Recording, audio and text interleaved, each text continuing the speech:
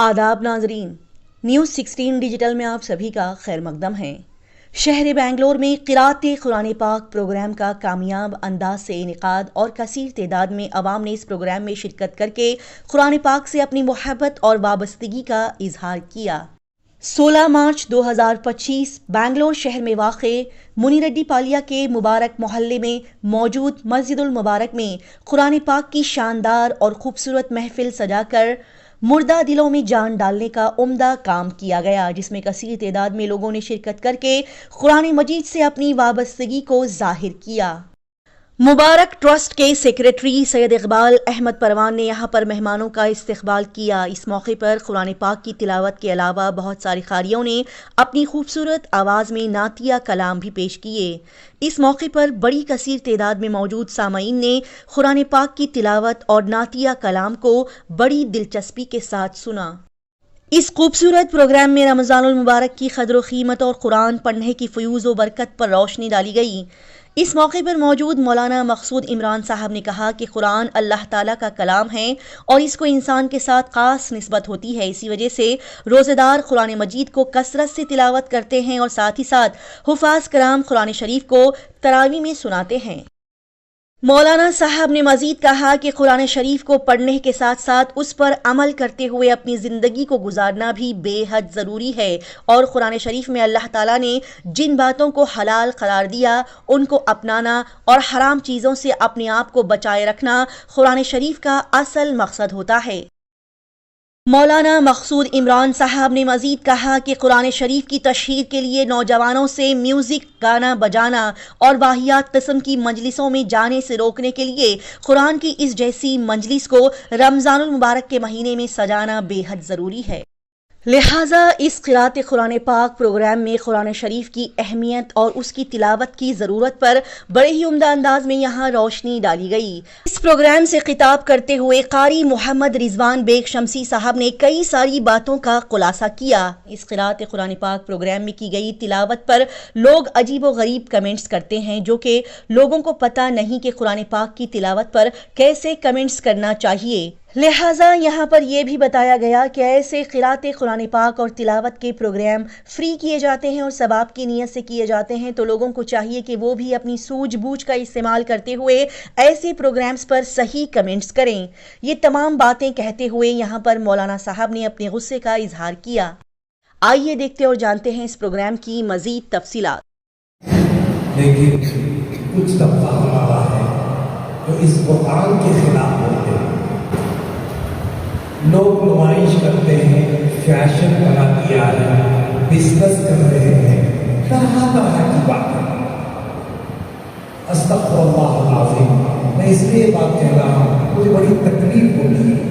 इतनी मेहनत करके छोटी छोटी उम्र में दारुल देवबंद कहाँ, दिल्ली कहाँ, सहारनपुर कहाँ, हमारे बच्चे कश्मीर कहाँ, कैसे कैसे मेहनत करके दो दो रोटी का फाका करके ये लोग फल हासिल किए। ऐसे लोगों को बदनाम करते हैं कि ये लोग बिजनेस कर रहे हैं। कसम खुदा की, हमारे घरों में, हमारे खानदानों में जो शादियाँ हो रही हैं, इसके खिलाफ बोलने की वजह से हमारे घर तबाह बर्बाद हो रहे हैं। क्या हम कम फजूल कर रहे हैं शादियों को? हमारे छोटे छोटे मासूम बच्चे जिनकी देखभाल सही ना होने की वजह से ड्रग्स में मुब्तला हैं। कौम हमारी तबाह हो रही है, जहेज के लेन देन के अंदर तबाह बर्बाद हो रहे हैं। अपने आप को अखलाक से ऊंचा करने के लिए नबी अलैहिस्सलाम का पैगाम है।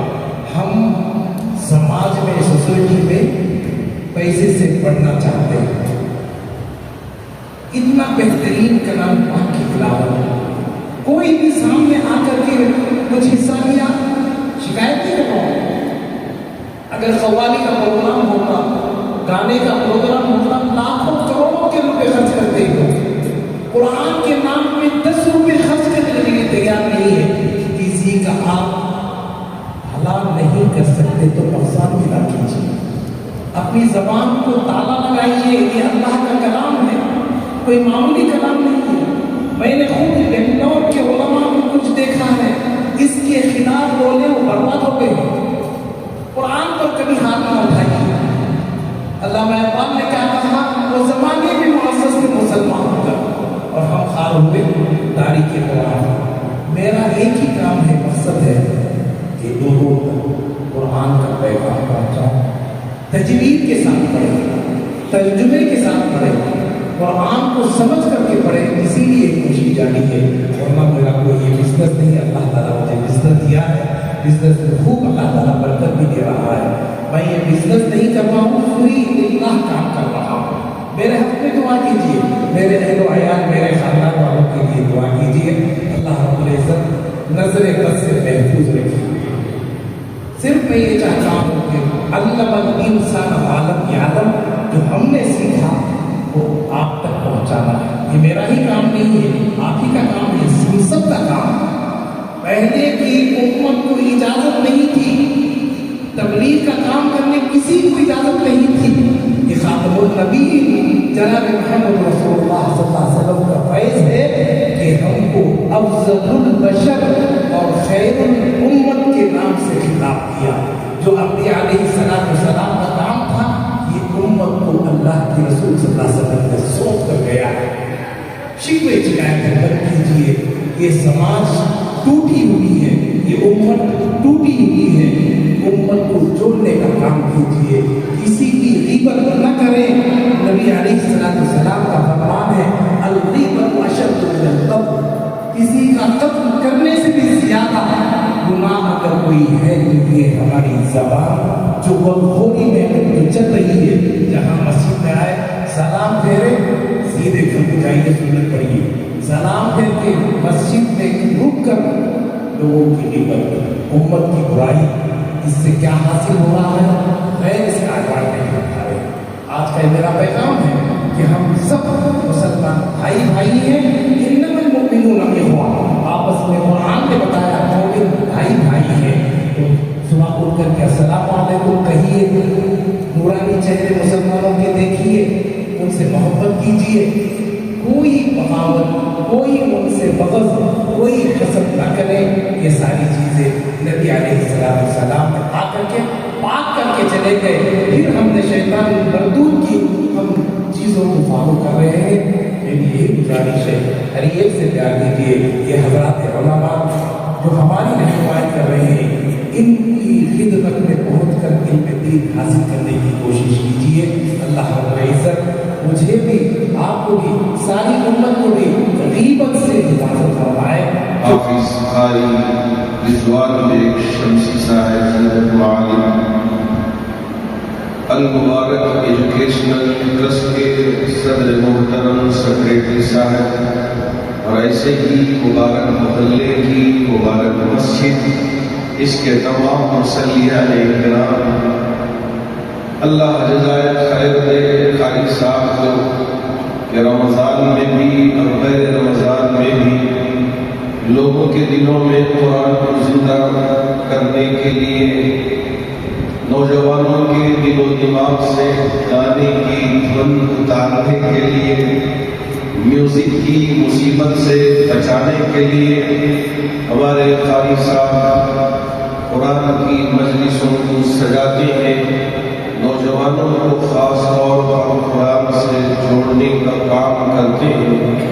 میں میری جانب سے دل کی گہرائیوں سے آپ کا شکریہ بھی ادا کرتا ہوں, اور دعا گوئی ہوں کہ اللہ کو صحت بھی دے, تندرستی بھی دے, اور مزید قرآن کی مجلسیں سجا دے. مختلف علاقوں میں, دور دراز علاقوں میں پہنچ کر نوجوانوں سے گانوں کو دور کرنے, میوزک کو دور کرنے, شراب کو دور کرنے, نشے اور چیزوں کو دور کرنے, اور اسی طرح غیر غلط کاموں میں پڑھ کر اپنے ایمان کو بیچنے, سودا کرنے, ان سب سے بچانے کے لیے قرآن کی مجلسیں منعقد ہو, اور اللہ اپنی بارگاہ میں یہ مجلس بھی قبول فرمائے. چونکہ مجھے لمبی گفتگو کرنی نہیں ہے, بہت ہی اختصار کے ساتھ چند باتیں آپ کی خدمت میں عرض کرنا چاہوں گا. ابھی مختلف قاری قرآن آپ کے سامنے تلاوت کر رہے ہیں. اللہ نے ہر ایک الگ لہجہ دیا ہے, الگ پڑھنے کا ملکہ عطا فرمایا ہے. جیسے ہماری یہ انگلیاں یہ سب الگ الگ ہیں, اس کے پور بھی الگ ہیں, واہ میرے اللہ، ایسے ہی نبی قاری کو الگ طریقے سے بہتر انداز میں قرآن پڑھنے کا ایک ملکہ عطا فرمایا ہے۔ یہ وہ کتاب ہے کہ جسے ہم اور آپ ہدایت کی کتاب مانتے ہیں، اور اللہ کا کلام ہے، ذالک الکتاب لا ریب فیہ۔ ابھی کچھ سال پہلے ہمارے جو کشمیر کے قاری پڑھ رہے تھے تو مجھے بھی یاد آیا کہ وہاں بارہمولہ ایک ڈسٹرکٹ ہے، اس ڈسٹرکٹ میں ایک شہر ہے شیرین، اس میں دارالعلوم چل رہا ہے۔ وہاں کی محترم صاحب اور ذمہ داروں کی خواہش ہوئی حقیر فقیر کو دستار بندی میں بولنے کے لیے بلایا، تو میں بھی پہنچ گیا اور جلسے دستار بندی میں شریک رہا۔ ماشاء اللہ کئی ایک حافظ دستار فضیلت سے نوازے گئے، اور اس کے بعد تو کشمیر جنت ہے یہ ہم سمجھتے ہیں، سنتے بھی ہیں۔ وہاں ذمہ داروں نے یہ طے کیا کہ حضرت تشریف لائے ہیں، اس وجہ سے ذرا سیر بھی کرا دیں، تو کل سیروا فی الارض میرے رب کا بھی حکم ہے۔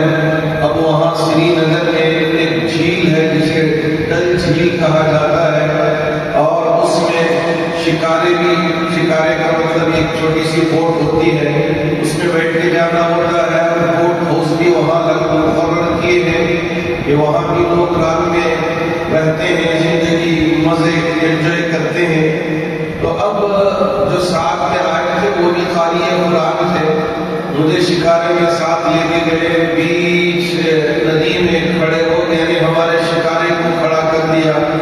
میں نے کہا کہ آپ استاذ قرآن ہیں تو ذرا یہاں قرآن پڑھ دیجئے۔ ماشاء اللہ وہاں انہوں نے قرآن پڑھا، میں بھی مسرور ہو گیا، اور ادھر طرف پہاڑے ہیں، ادھر سمندر یعنی ندی ہے، اور ادھر اللہ کی بنائی ہوئی جنت ہے، اور وہاں وہ جنت ہے کہ قرآن پڑھنے کا بڑا عجیب میں نے لطف وہاں حاصل کیا تھا۔ اور آج ہمارے کشمیر کے قاری قرآن نے ہم سب کے دلوں میں قرآن کو زندہ کر کے بتا دیا کہ کشمیر کیا، USA کیا، نیوزی لینڈ کیا، آسٹریلیا کیا، اور ہمارے المدارس دارالعلوم دیوبند کیا، ہر طرف سے قرآن کی آوازیں بلند ہوتی ہیں۔ لکھنؤ میں بھی ہمارے قاری صاحب اتنی زبردست تلاوت کرتے ہیں کہ اللہ آپ سب کے پڑھنے کو اپنی بارگاہ میں قبول فرمائے۔